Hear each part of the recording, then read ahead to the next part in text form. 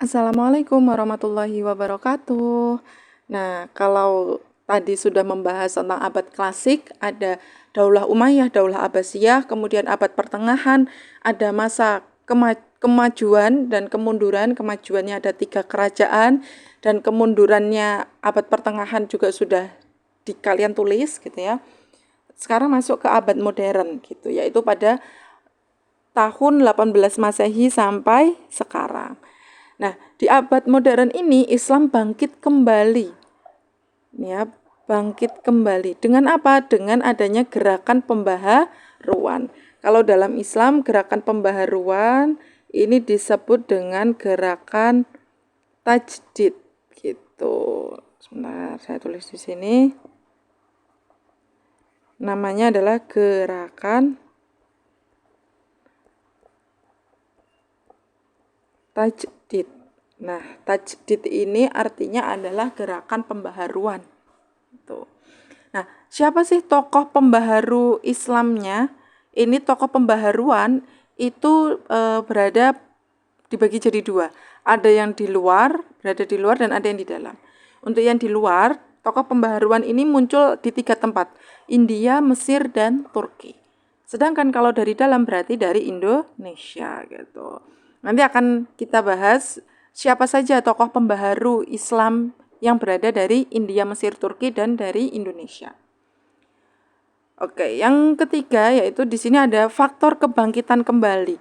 Kenapa sih umat Islam itu bisa bangkit kembali setelah keterpurukannya di abad pertengahan? Itu dibagi jadi 3. Yang pertama adanya ekspedisi Napoleon Bonaparte.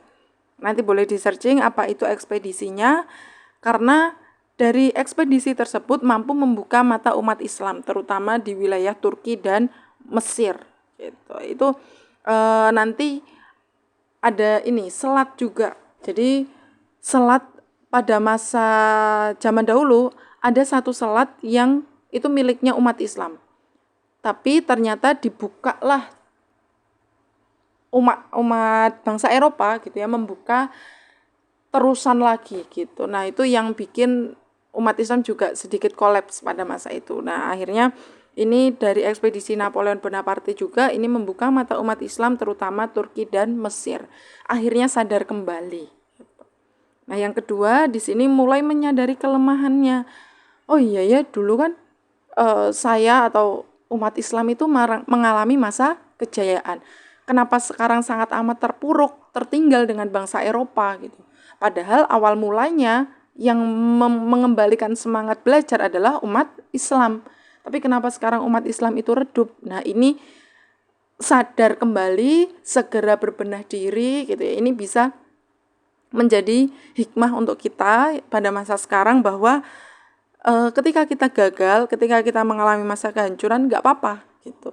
Tapi jangan lama-lama, segeralah bangkit kembali gitu.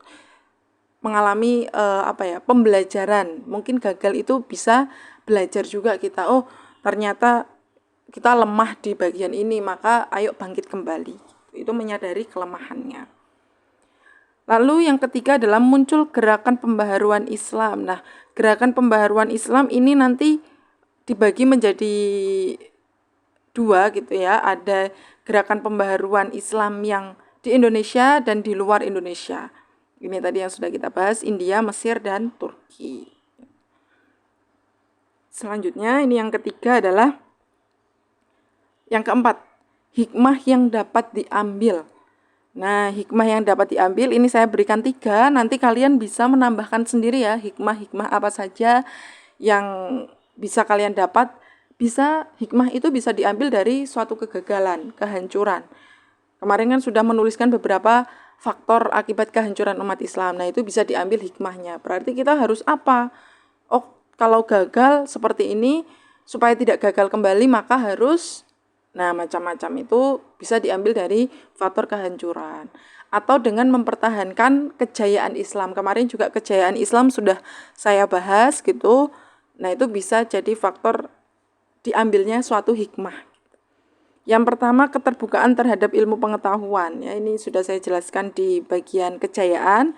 Kemudian yang kedua adalah pengetahuan itu merupakan penawar dari kebodohan. Nah, pendidikan itu sangat amat penting. Nggak hanya pendidikan formal, pendidikan non-formal juga penting, sama pentingnya. Dari pendidikan formal, itu investasi leher ke atas. Kalian bisa berpikir dengan baik, berpikir dengan jernih, berpikir dengan cara-cara yang terkini lah gitu.